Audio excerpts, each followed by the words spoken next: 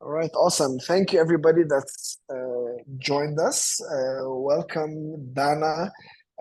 We're very excited to have you with us here today to talk about careers in data science and AI and giving us tips and expertise on how to start a career in data science and AI. Thank you, everybody. We're for joining us today. Our expert today is Dana Abu Ali, an expert data and AI technical engineer at IBM. Dana, it's a pleasure to have you with us here today. Uh, I'm excited to learn from you about data science, about AI, two very interesting fields that I think a lot of people are interested to learn more about. Welcome to Localized. Thank you very much. To, Thank you, to Ahmed. kick us It's a pleasure to be here. to kick us off, Dana, can you please give us a brief introduction about yourself? Share a bit about your background, your career journey, and how did you go from an intern at IBM to your current position as data science and AI technical engineer? All right. First of all, thank you, Ahmed, for the introduction. Thank you, everyone, for attending. It's a pleasure to be here. So as you said, I started, well, to take it a bit of a step back, I studied computer science at NYU Abu Dhabi. And, during my school years, I think as with a lot of students, you pursue different opportunities to try to explore your interests. Natural language understanding, like chatbots and AI and data science that's related to language was always interesting to me.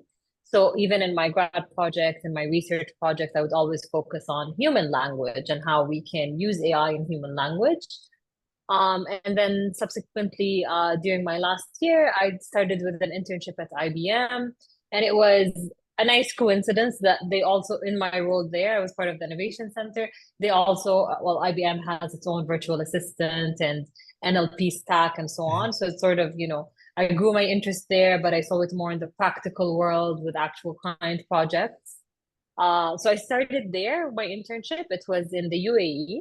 So in Abu Dhabi, IBM had these experiential centers. We call them innovation studios, where you get to build using IBM technology, but you build specific use cases related to banking, for example, or oil and gas and so on. So that was my very first role at IBM. I did an internship for almost 6 months, and then I moved to full-time after graduation, also in the innovation center.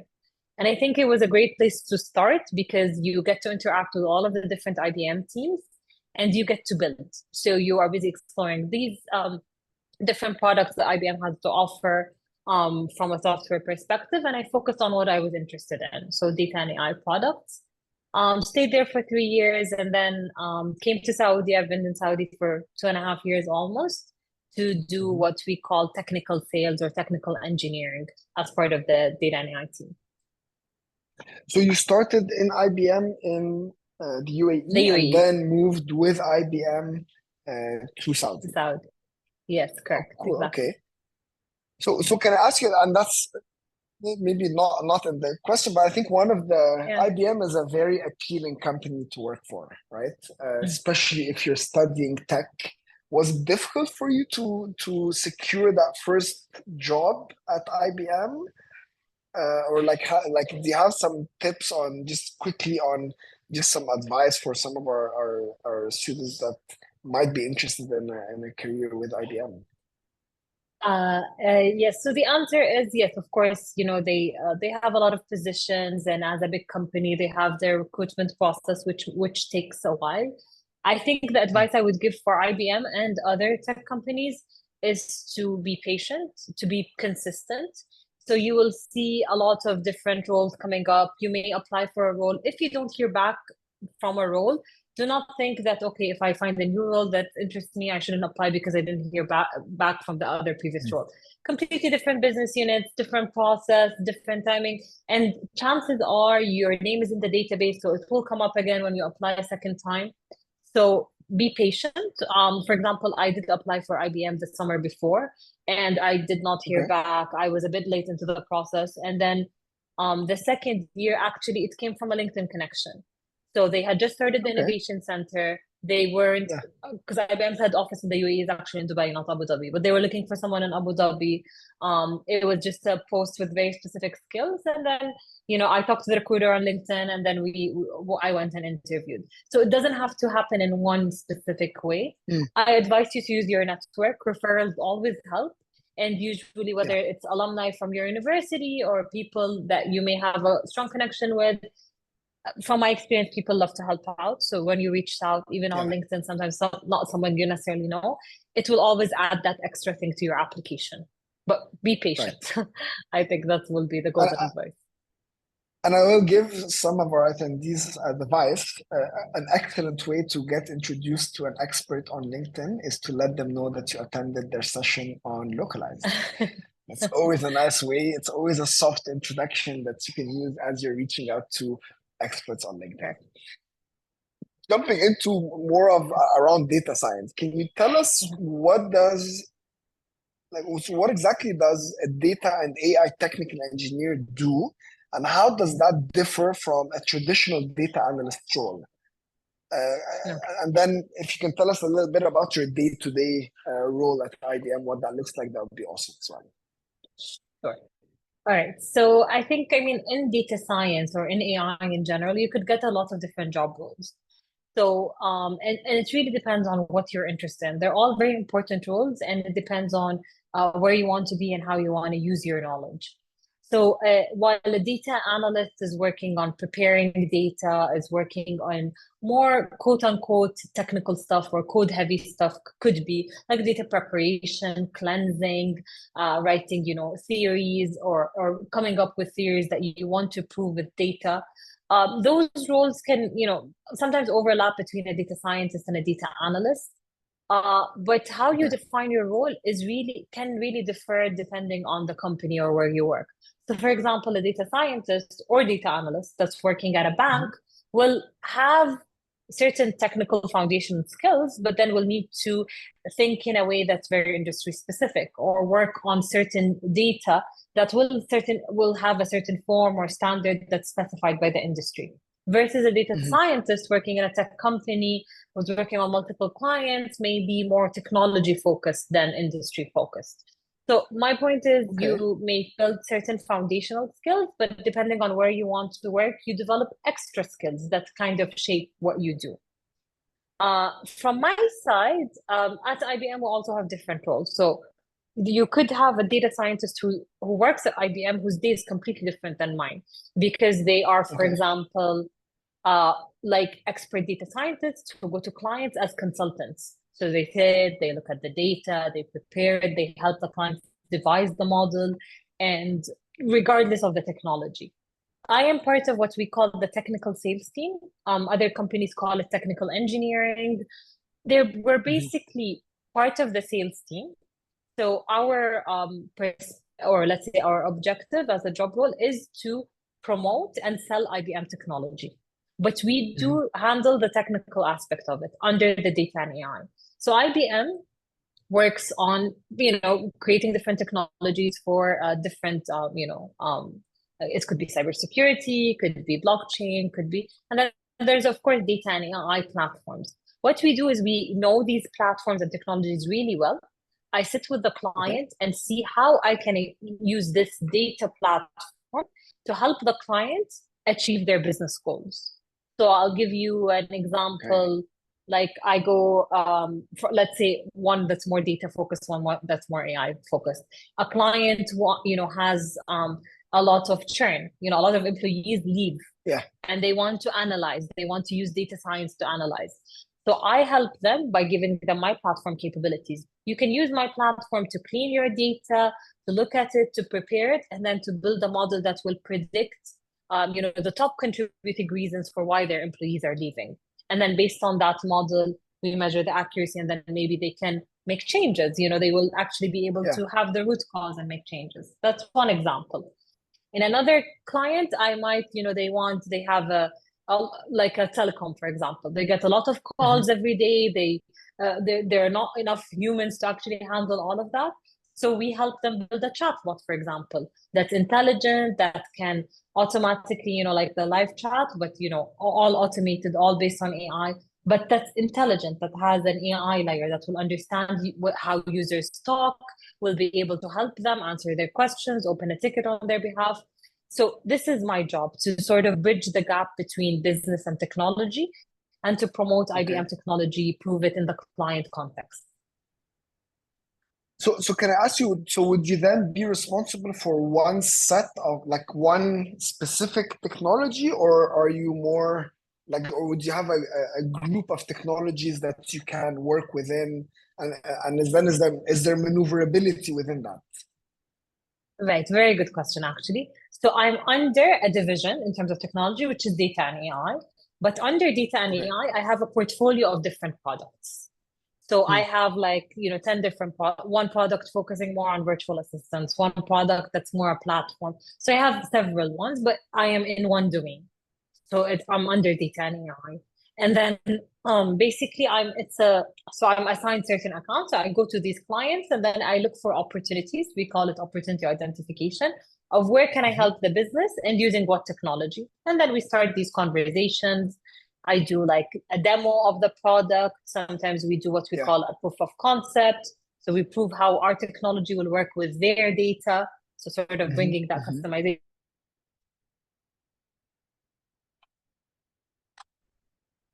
Promotion and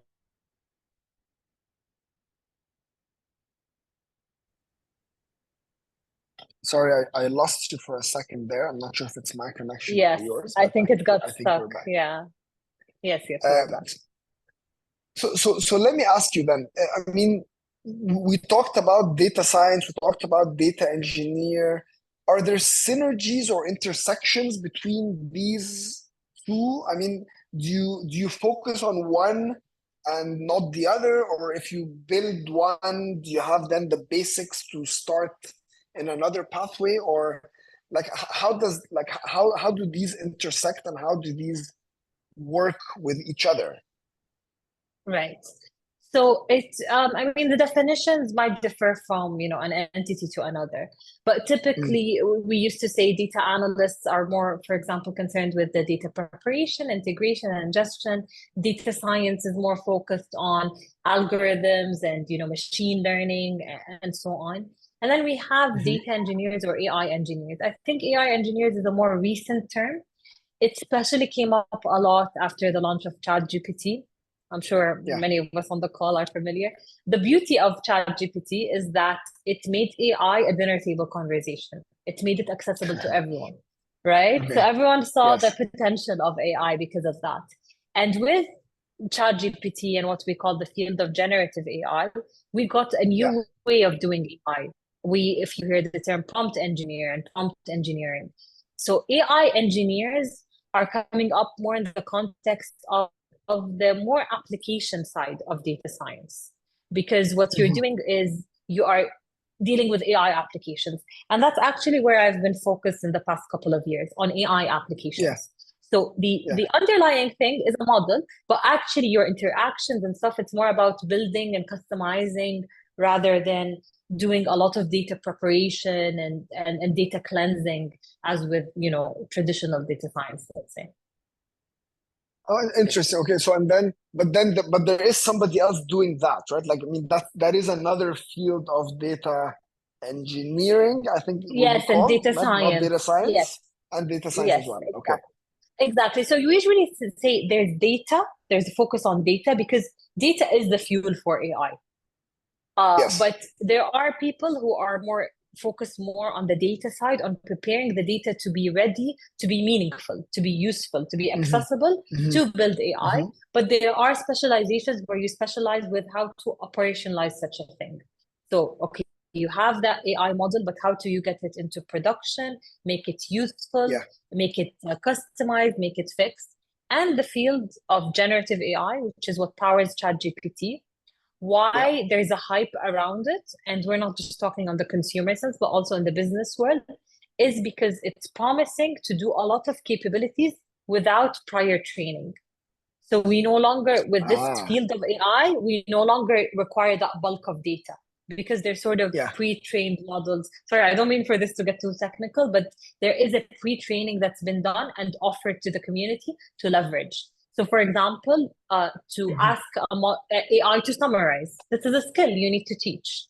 Beforehand, we Yes. used to say, okay, you need to give me examples of historical summaries and then build a model that might be able to generate. These Yes. models are already pre-trained. They already know how to summarize. So if I ask it in Yeah. natural language, summarize this for me, similar to what you probably experienced in ChatGPT. If it Yes. tells you a long answer and you're like, summarize it in 3 sentences, right away it responds to you, right? Yeah. So this is what we call pre-training or self-supervised. So with that change in the technology field, there comes a change in the job market and the kind of job roles that are needed, Yeah. Yeah. right? Okay, that makes Yeah. sense. That makes sense. It's a So very so interesting field to explore. I would, if anyone on the call is interested in data science, I'm not saying yeah. data science is not, it's there and it's a thriving field and it's needed, but it's worth exploring generative AI and what does it mean and how it will shape different roles. And you don't think one will replace the other, right? You believe that there's No. both of these fields are like up there, they're growing independently of the other, right? Right. Yes, You would exactly. say, But okay. generative AI, I think, has a lot of potential to change not just the data science role, my role and your role, because it Mhm. can help back us up, right? So instead of Yes. me, even coders and developers, like we're not saying AI makes mistakes and needs to be monitored by humans, but it can get us started, right? Instead of me Yes. writing all of these lines of code from scratch, I can use generative AI, generate something, and then I look at it, I do quality control, and I handle it. And it frees us up. It frees our minds to handle more Right. complex tasks, more complex decision making. And I mean, personally, I use generative AI models every day now in my day-to-day work Yeah, to do the most simple of tasks to more complex tasks. exactly. So I think, yes, Yeah. absolutely agree. So on that note, I mean, and this is the field that clearly is frequently changing and there's Yeah. updates and there's new things that are coming in. So with that in mind, what are core fundamentals or key concepts that you would advise college students and recent graduates to focus on when beginning their careers into data science and AI? Are It's there a great basics that are question. needed that regardless of where, I mean, yeah, what are those core fundamentals? Right. So I think, I mean, in general, like, so to be, because you will have different platforms, different technologies to work with. Mhm, So I do think the concept, so focus on data science as a concept, like why do we need mhm, data preparation? Or what is hypothesis design, right? We always say that you can, the if you cannot tell a story with the data, then you're probably working on the wrong data set or you're working on the wrong hypothesis. So your data is okay, as good as the story you can tell at the end. So yes, always keep that in mind, right? The technical skills, the hard skills will change and come up. So of course it's important to know SQL, for example, to know Python. These are like bricks, but the technology keeps on changing, right? And there are mm, platforms to make developing models much easier. So I mhm, would focus more on the concept, on the storytelling part, and I would focus, maybe I answered the question before as well. I would focus on generative AI and foundation models. It's here to stay. mhm, It's not mhm, just a hype. It's something that will change even traditional data science. So you don't necessarily have to major in it or to have to specialize in it, but you have to embrace it and know its potential and know how it differentiates from data science. And yeah, to guide my learning, I would look at what do I want to do? Do I want to be develop my own models and be playing around with Python and developing like really working in a pure data science environment to ideate to solve the business problems using data science, or do I want to mhm, go more to the technology side of things and be focusing on certain technologies and helping data scientists do their work? That's more of yeah, what I do, right? So yeah, it depends on, am I more like soft skills are important? Am I more like into developing products, or am I more towards people interaction and selling and qualifying, or am I more towards the consultancy? There, you might not have the answers for all of that, but the skills yes, slightly differ but the Mhm. understanding and the storytelling and knowing what technologies are out there are needed across the board, I would say. So would you say, I mean, it's interesting that you say that because some of them will slightly vary, and in my opinion, the way to identify which one of those tracks I am more interested in is through trying it out, right? Agree. I try this out, and then maybe this is not for Mm. me, and then I try something else. So, in with that in mind, how can how can I go about trying that out if I'm still a student or if I'm still looking for a job, but I want to find out which is the pathway that is best suited for me? Do you have any advice on that? So I mean, it sounds easier than it is said than done, but probably internships. And I think Okay. any internship that you take that you don't enjoy, that's a plus, right? Because you just discovered what you don't want to do, right? And Right, that's the whole point. right. So I've Huh. had frustrating internships where I was like, oh, I wasted, I don't know, a couple of months. It's not a waste at all because you've Right. actually figured out where you're not comfortable working or where you do not shine or where you do not, of course, Mhm. give things a chance. It's hard to judge a job role with 1 month and 2 months, but at least it gives you an idea. So I've tried academia, like research. I've tried internship at a startup. I'm not saying that my experience, like at the end of the day, it's where you find yourself. And there's a lot of factors. There's your management, the culture, the skill. It's not just the role. But the more Mhm. you Mhm. try, and it doesn't only have to be internships, hackathons, competitions, and talk to people. Again, use your Yeah. network. Yeah. Even sometimes you sit with a consultant, you see a dinner, you have an hour conversation, and you see their day to day more or less. So ask people, experience it Mhm. when you can. Hackathons and small projects, especially when it comes to data science. Read up if there's someone, people write blogs all the time, short videos that sort of guide you through. So it's becoming a smaller world in that sense. So try to, depending on your time, I know we have limited time. So maybe use people's experiences to sort of decide on a Mhm. smaller set of what you might be interested in, and then see if you can try that out with internships or small projects or job shadowing. Yeah. Yeah.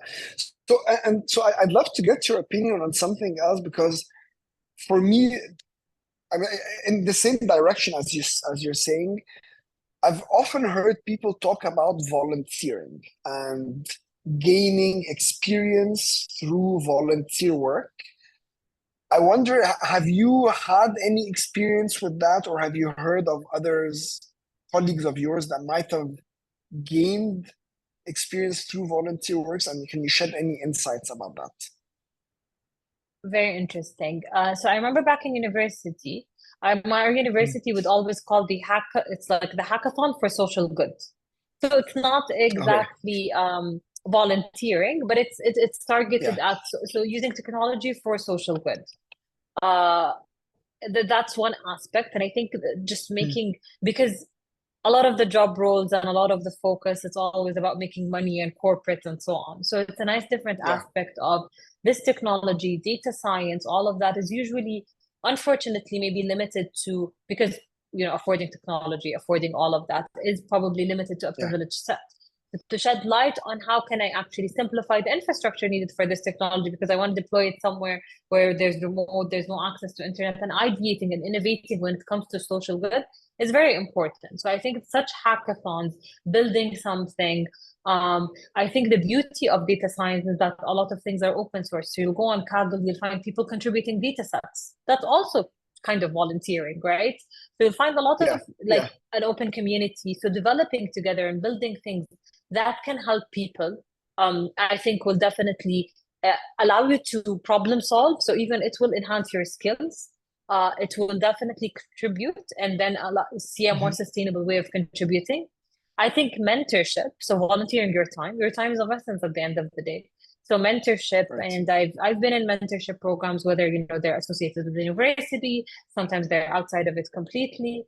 And Mhm. just using that as well, I think yes, it definitely is something I would recommend, and I've had great experience with.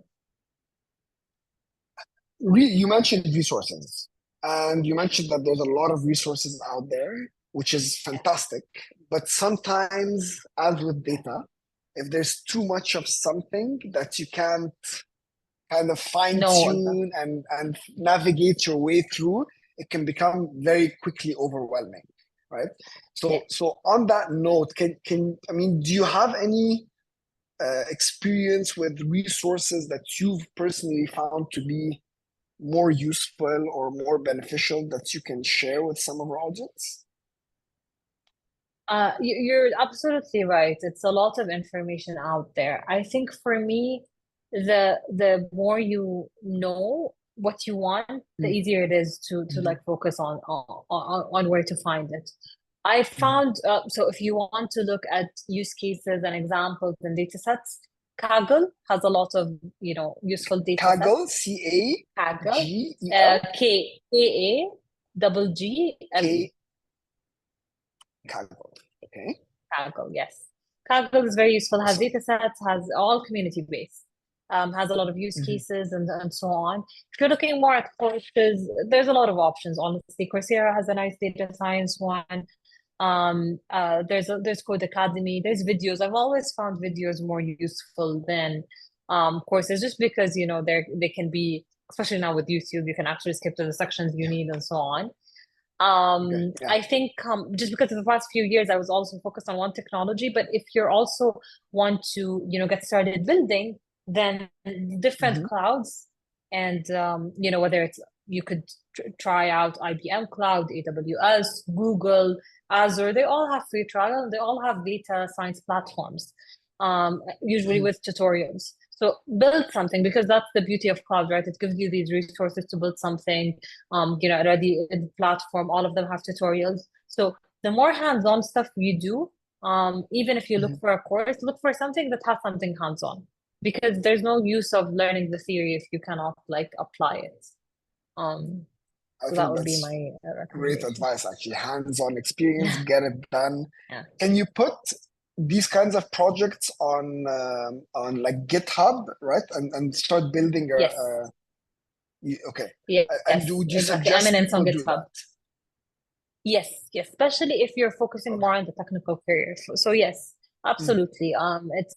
It's a very good way of also showcasing your work, of contributing, mhm, of having mhm. sort of a portfolio that speaks on your behalf. So yes, I do. So I'd like to jump, I mean, on that, I mean, are there industry-specific nuances or considerations that professionals should keep in mind when pursuing a career in data science? So, for example, I mean, there's the technical data science with an IBM, but what if I want to pursue data science in the healthcare industry or in the construction industry or in other, like, are there nuances that people should keep in mind and how can I prepare? And we might have touched on that a little bit earlier. Are there recommendations on how to prepare for which of these industries to focus on and on other differences? So yes, so differences are mainly, well, the business needs, obviously. There are common business needs across Mm, different industries, but there are stuff that are very specific.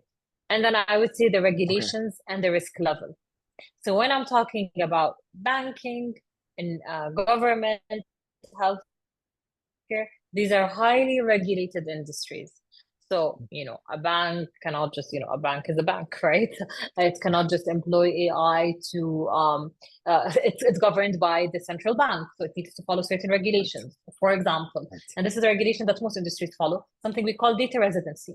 If I'm doing a data Yeah. science and I want to develop, and there's this great technology that will host my data outside of the kingdom, for example, outside of Saudi, regulations Yeah. won't allow me, right? I cannot send it out. It cannot leave the country.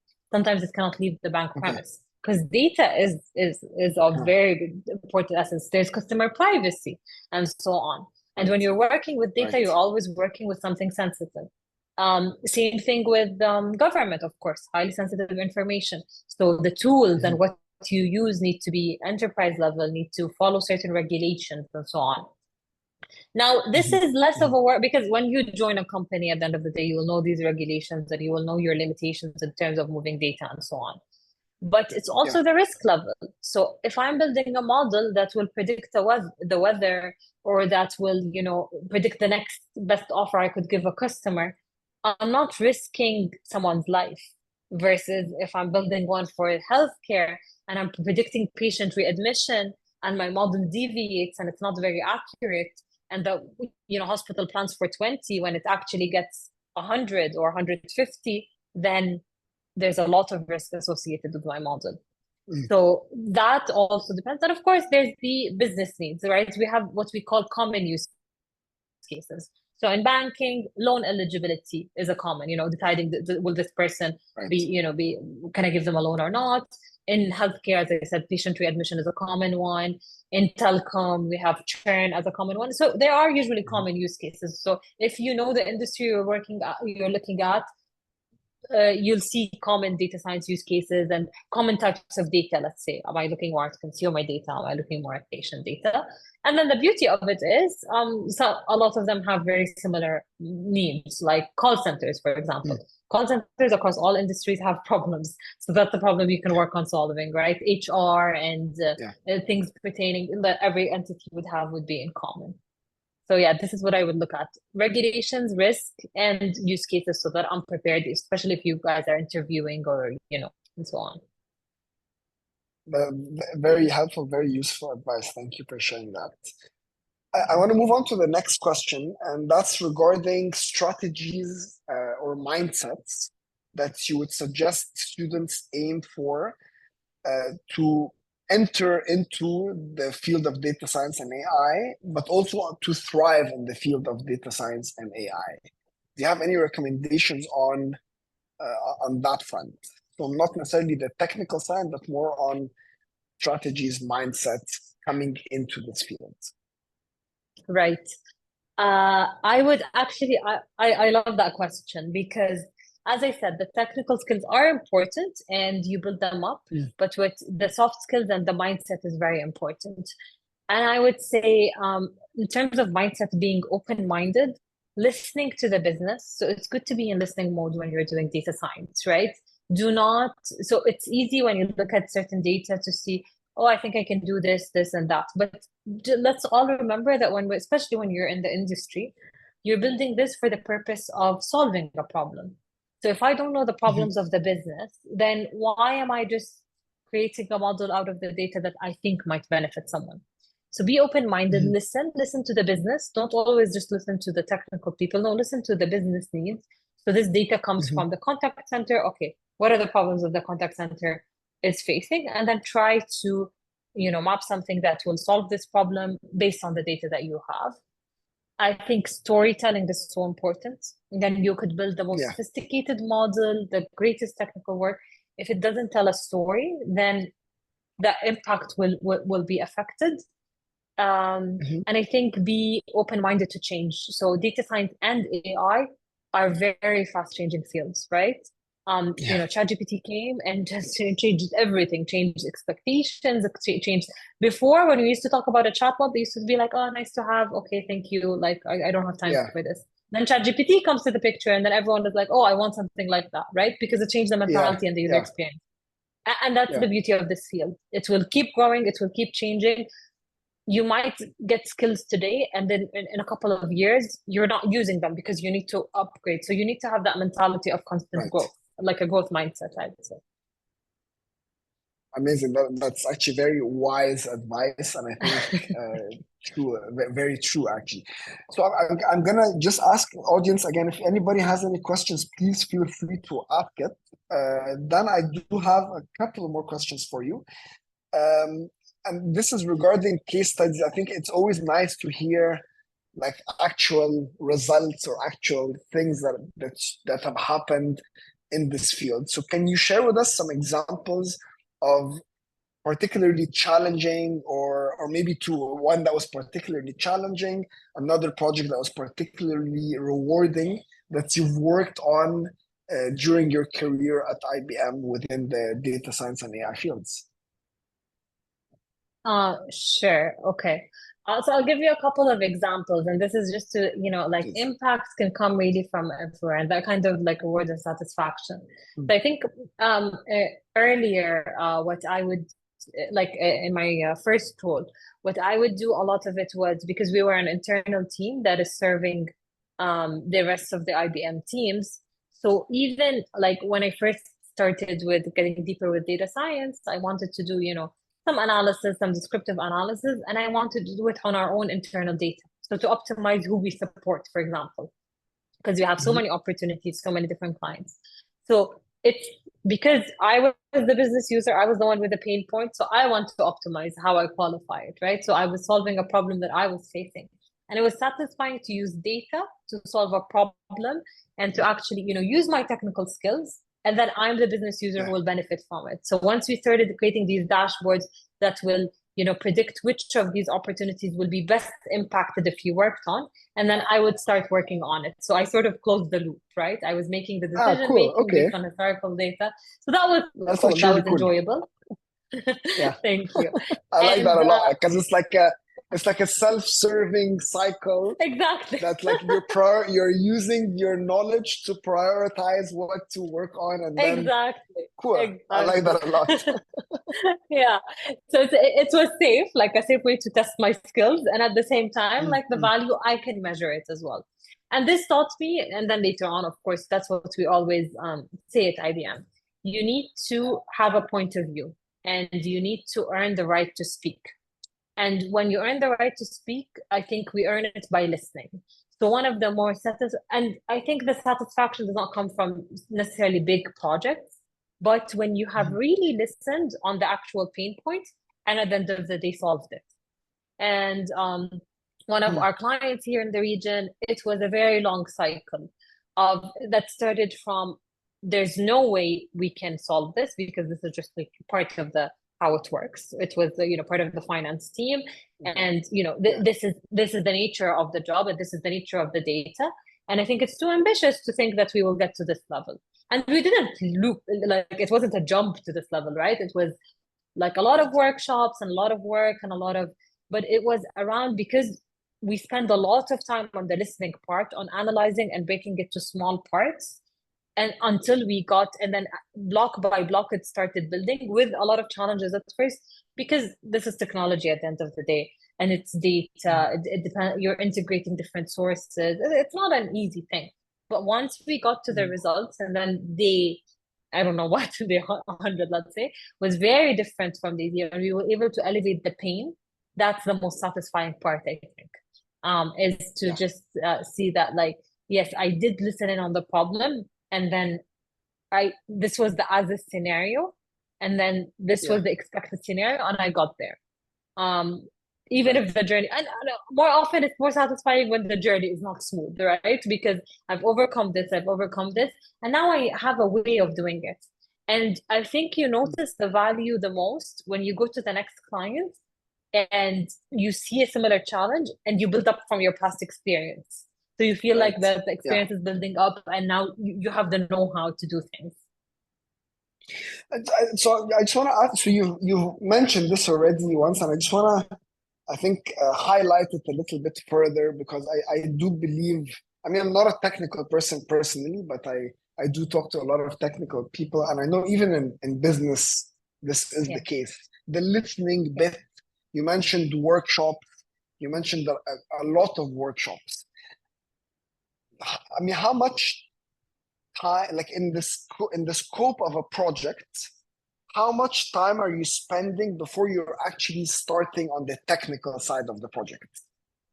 Like like how Uh, much time are you spending understanding the pain point and getting down to the details of that in the scale of the scope of the entire project? A lot, actually. This is the majority, and a lot of revisions, right?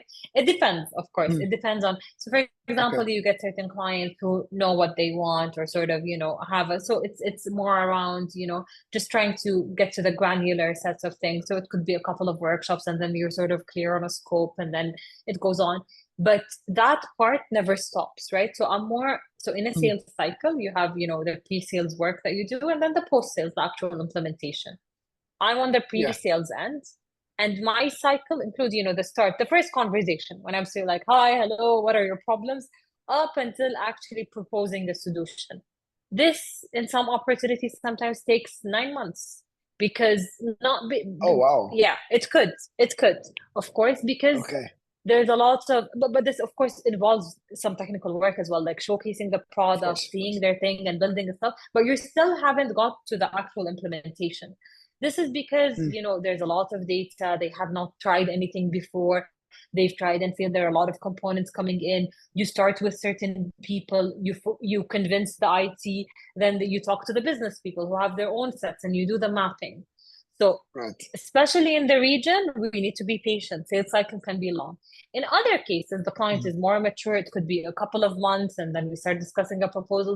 But in general, but even after they sign and they're like, I want this technology, the implementation team Mm-hmm. comes in and they do other workshops. We call them requirements gathering because now we need to get to the Mm-hmm. details of, okay, these are the components and so on.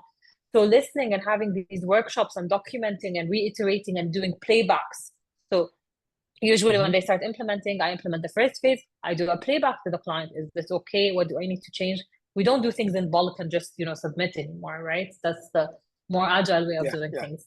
So the back and forth and feedback loop is important. And yes, sometimes the cycle can be long, especially with data and AI, where it was always seen as nice to have. Some Mm-hmm. cybersecurity, for example, integration technologies, essential for years, right? Businesses cannot Yeah. function without Yeah. them. Data science and AI, yes, people have implemented them, but AI specifically was seen as nice to have up until 2 years ago, right? So it's Yes. the Yes. mentality changes that you have to go through as well. So I have a question from an audience, which leads me also to, I think, probably my last question. So again, if the audience wants to ask anything, please do. And this is, I mean, as a student, so the question is, how should we gain experience during college time before finishing, she means before finishing her degree, to build a strong portfolio and gain some experience for internship? So this is before even getting to the point of internship. They're still in college, they're still studying, so maybe their time is limited. Is there Mhm. anything, well, like, what do you suggest you do? And I'm gonna add on to that. If I'm interested in a job at IBM, and I know that IBM, for example, has certain platforms or technologies that they use, is there a way to practice using those before applying to a job at IBM? Yes. So, okay, I'll answer the first question. I would Mm-hmm. say, yes, I understand you have limited time, but even utilize your summers, right? So you could have internships then, try to do it from advance because, companies take time to respond and so on. Do projects, hackathons, participate in Yeah. hackathons, conferences, and so on. There's a lot, whether it's local or global, that's available for students. So whenever you get the opportunity, it's doable. Try to participate. Sometimes there are online hackathons. So if travel, it's hard to travel at the time and so on. I think COVID and so on has made a lot of things, run virtually. So you could utilize Yes. that, build projects and build eminence. The more hands-on it is, the better for you, especially if you're interested in that field. When it comes to IBM, if you look at IBM training, for example, just go on Google and Mm-hmm. type IBM training, you'll see, or IBM AI training, IBM generative AI training. There's a lot of resources out there. And yes, there is a platform. So if you go on IBM Cloud, you could provision a free trial, you could try different resources. If you're interested in generative AI, I'd advise you to try what we call Watson X. And I don't know if the chat is applicable to me, but I can type it in here. It is. It is. WatsonX.ai. Okay, perfect. So WatsonX.ai is basically our platform for traditional data science as well as generative AI and foundation models. There's a free trial available. So I encourage you to create accounts, play around with it, and there's a lot of tutorials and guidance and documentation around it. Um, we're also love posting videos. So if you go on YouTube, you'll find actually, and this is not to do marketing on behalf of IBM, but what I like is that they explain concepts as well. So if you go and see, type IBM, what are foundation models IBM? They're explaining the concept, the technology. It's not even, IBM specific Yeah. technology. And I'm sure other vendors as well are doing the same. So you'll find a lot of contributions trying to explain to the people what the technology is. So yes, I would, if you're interested in a position with IBM, it will definitely help to have knowledge of it, to have all of that. Of course, you learn a lot on the job and you do the induction. But yeah, it's always, gives you extra confidence as well during the conversations and prepares you to what, is this something I like working with? Is this something I can see myself part of? So it's a win-win, I think. Yes, fantastic. So those actually are. So I have one last question to ask you, and that's for the audience. And that is, do you have any tips and advice that you can share with general tips and advice based on your career and your experience that you can share with students and recent graduates as we close up this session? Okay. All right. So I would say maybe I think I sound like a broken record. Stay open-minded, I Not at would all, by say. the way. I mean, no, this you be like, please. Thank you. All right. So be open-minded. I think be embrace the opportunities that come to you. Sometimes they come out of the blue. I know that it gets frustrating to do later on job applications or internship applications. I was in the same boat, but be patient. Look at your network. So use your, there's nothing better than a university network, honestly. The people you meet here, like Ahmed said, if you attended a session for someone, then ping them. People will surprise you of how willing they are to help. Even if sometimes, they don't respond for a few days. People are busy, but most people will respond. Find a mentor, stay open in general, and embrace the opportunities that come to you, whether it's after you started a job or even before that. So honestly, my move to Saudi was not something I planned. It's not something that I even, thought that I wanted. But I met someone from a team externally. I had an open mind. It was a role that was interesting. And then I started to build up interest, gathered information, made this, and I've been very happy. Right. So these things, as long as you're open to change and listening, and when you start something, whether it's an internship or it's a job role, my advice in general is to listen, because yes, you want to be confident, you want to prove yourself, and you will get the chance to. But listen, learn from the people around you, from the people who have been there for longer, um, and so on. And know what you want, because you're gonna be doing this for long hours every day. So if there's something that you enjoy versus something that you don't enjoy, always go for what you enjoy. You will find the job opportunities around it. You will find, but don't put yourself in a position where you're forcing yourself to go to work every day. It shouldn't be that way, right? There are challenges. There are days when you need rest and burnout and so on. But as long as it's something you enjoy, you're going to have the drive to do it every day and excel in it and so on. So that probably is a cliche, but it really is important to enjoy your job. Amazing. And I do have actually, there's one last question that just came from the audience, and I'd be interested to get your take on it. Is, do you feel like data science is a saturated field? That the attendee was saying that they know data scientists that are not working in the field, like they study data science but don't actually work in the data science field, and that some are having a hard time finding roles. My take on this is that this applies to all roles, right? If you're a computer scientist, it's not easy finding a job. If you're a finance person, it's not easy finding a job.